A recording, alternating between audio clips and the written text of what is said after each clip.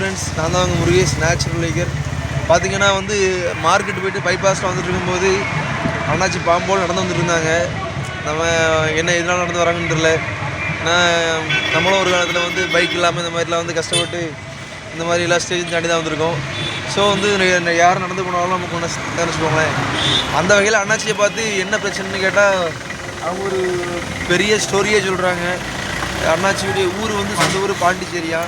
இப்போ நம்ம வந்து அண்ணாச்சியை பற்றி எதனால் அவங்க இந்த நிலைமைக்கு வந்தாங்க, அவங்களுக்கு என்ன பிரச்சனை அப்படின்னு சொல்லி சின்ன ஒரு நேர்காணல் பார்க்கலாம். ஏன்னா ஒவ்வொரு மனுஷங்களுலேயும் 1000 கவலை 1000 பிரச்சனை இருக்குது. இந்த வேகமான உலகத்தில் நம்மளுக்குள்ளே 1000 பிரச்சனை இருக்குன்னு சொல்கிறோம். ஆனால் நம்மளை விட அதாவது நம்மளை விட பிரச்சனையோடு நிறைய பேர் வாழ்ந்துட்டுருக்காங்க. அதை தெரிஞ்சுக்கிட்டாமல் நம்ம தான் பெரிய பிரச்சனை வாழ்கிறோன்னு சொல்லி வாழ்ந்துட்டுருக்கோம். இப்போ அண்ணாச்சிட்ட கேட்போம் அவங்களுடைய ஊர் பெயர் எங்கேருந்து வந்து வராங்கன்னு சொல்லி சொல்லுங்க அண்ணாச்சி. என்னுடைய சொந்த ஊர் வந்து கடலூர் மாவட்டம் பண்ருட்டி வட்டம் மாளிகை மேடுக்கு பக்கத்தில் ஏகே பாளையம்னு ஒரு சின்ன கிராமம். சரி. சின்ன வயசில் 5 வயசு இருக்கும்போதே சித்தப்பனால் செய்வினை மூலியமாக பாதிக்கப்பட்ட ஆரம்பித்தேன். சரி. இது வரைக்கும் முழு மனநோயில் அனுபவித்து படாத கஷ்டப்பட்டு அதில் வந்து பாதிக்கப்பட்டவன்னு எனக்கு ஒரு பேரே இருக்குது உலகத்தில். சரி.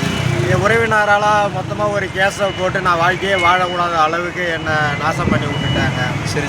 இந்தியாவை 2 முறை நடந்தே சுற்றிருக்கிறேன். இமயமலைக்கு போயிருக்கிறேன், டெல்லியும் முழுக்க 2 முறை நடந்து 2 முறை 2023 சுற்றிருக்கிறேன். அதோட 2025 சுற்றிருக்கிறேன். இந்தியா முழுக்க, இந்தியா ஃபுல்லாக. சரி. லாஸ்ட்டாக திருநெல்வேலி ஆத்தாங்கர தர்காவுக்காக போகலான்ட்டு போயிட்டுருக்கேன். அப்போதான் சார் மீட் பண்ணாங்க. இது உலகத்திலே சார்லாம் சொல்லாதீங்க, நானும் ஒரு சாதாரண ஆள் தான். இந்த உலகத்திலே பாதிக்கப்பட்ட ஒரே ஆள் யாருன்னா அது நான் தான். அந்த இடம் முதல் இடம் தான் எனக்கு மட்டும்தான் இருக்கும். அந்த அளவுக்கு நான் கஷ்டப்பட்டு இருக்கிறேன். அந்த போலீஸ் கஷ்டங்கள்லேயும் செய்வினை கஷ்டங்கள்லேயும் இந்த உலகத்திலே மிகப்பெரிய கொடுமையான வாழ்க்கையை வாழ்ந்திருக்கேன். ஒரு மனநோய்ன்றது சாதாரண நோய் கிடையாது. அது வந்து இயற்கையான நோயும் கிடையாது. செய்வினையால் உருவாக்கி விட்டுருது. அண்ணாச்சிக்கு மேரேஜ் ஆகிட்டா? மேரேஜ் ஆகிடுச்சு. அந்த செய்வன கோளாறுல குடும்பமே பிரிஞ்சிடுச்சு. அதனால தான் அவங்களுக்கு இருக்கிறாங்க, எனக்கு கிடையாது. அதனால் அவங்களுக்கு உங்களுக்கு கிடையாது. அவங்க பிரிஞ்சிடுச்சு. குடும்பம் பண்ணி அவங்க லைஃப்பு வேறு போயிடுச்சு. என்னோட லைஃப்பு வேறு. குழந்தைங்கள அவங்கள கண்டுட மாட்டாங்க. அதில் அவங்களாம் என்கிட்ட பேசுவாங்க, பார்த்தா பேசுவாங்க. அவங்களும் எனக்கு டச்சு கிடையாது. குடும்பம் வந்து பிரிஞ்சு போயிடுச்சு. சரி.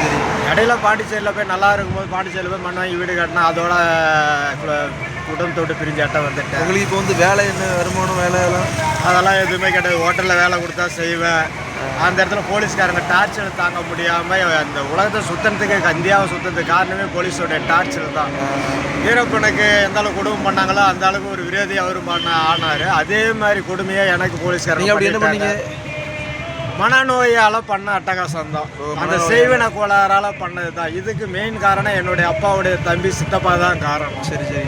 அவங்களுக்கு நீங்கள் வந்து இந்தியாவே உலகத்தை சுற்றி வந்துட்டீங்க.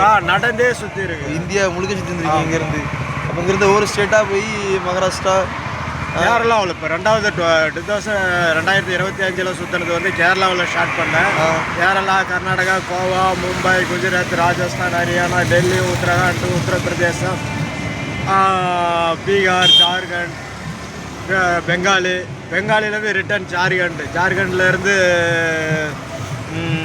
சத்தீஸ்கர், மத்திய பிரதேசம் திரும்ப மகாராஷ்டிராவில் இருந்து தெலுங்கானாவில் நெக்ஸ்ட் ஆந்திரா நெக்ஸ்ட்டு தமிழ்நாடு வந்து இப்போ இங்கே வந்திருக்கிறேன். சரி. இப்போ உங்கள் ஸ்டோரி ஒரு பெரிய பிக் ஸ்டோரியாக இருக்குது. பாருங்கள் ஃப்ரெண்ட்ஸ், வாழ்க்கையில் 1000 கஷ்டத்தோடு இப்போ 1000 கஷ்டத்தோடு சுற்றிட்டு இருக்கிறாங்க. நம்முடைய கஷ்டம் தான் பெரிய கஷ்டம் நினச்சிட்ருக்கோம். பார்த்தீங்கன்னா வந்து வாழ்க்கையில் 1000 பேர் எதனால் வாழ்கிறோம், எதுக்காக வாழ்கிறோன்னு சொல்லி எந்த ஒரு எதையுமே இருந்து வாழ்கிறாங்க. நீங்களும் இந்த மாதிரி யாரையாவது எங்கேயாவது பார்த்தீங்கன்னா உங்களால் முடிஞ்சால் அவங்க கூட கொஞ்சம் நீங்கள் வந்து டைம் ஸ்பெண்ட் பண்ணுங்கள். உங்களால் முடிஞ்சால் உதவி பண்ணுங்கள். முடியலாம் அவங்க மனசு கட்டத்திலாவது உங்களால் முடிஞ்ச வார்த்தைகளையாவது பேசுங்க. சொல்லுங்கள். இந்த உலகத்தில் எனக்கு திரையுலகத்தில் கதை எழுதுவேன், பாடலை எழுதுவேன். திரையுலகத்தில் ஒரு எழுத்தாளராக வரணும் என்னுடைய ஆசை, முழு ஆர்வம். பாடல்களும் நான் எழுதி வச்சுருக்கிறேன். என்னுடைய வாழ்க்கை வரலாறு கதையை உருவாக்கி வச்சுருக்கேன். இது இல்லாமல் தனிப்பட்ட முறையில் ஒரு காதல் கதை எழுதி வச்சுருக்கிறேன். சரி. அப்படி ஒரு வாய்ப்பு கிடைச்சால் கண்டிப்பாக எனக்கு ஒரு வாய்ப்பு கொடுங்க. பாருங்கள் ஃப்ரெண்ட்ஸ், ஆனால் திரையுலகத்தால் நான் அது மட்டும் இல்லாமல் வந்து இவங்க வந்து ஒரு மல்டி டேலண்ட் வந்து திரையுலகத்தில் வந்து வாய்ப்பு வேணும்னு சொல்லி, அதாவது கதை, கவிதை, கட்டுரை, இந்த மாதிரி எல்லா விஷயங்கள்லையும் வந்து மல்டி டேலண்டாக இருக்கார். திரையுலகத்துலேயே நிறைய வந்து இன்ட்ரெஸ்ட் உண்டா, ஸோ அதுக்கு ஏதாவது வாய்ப்பு கிடைச்சா கூட நல்லா இருக்கும்னு சொல்லி ஃபீல் பண்ணுறாங்க. இந்த மாதிரி கதை வேணும்னாலும் நான் எழுதி தர தயாராக இருக்கிறேன்.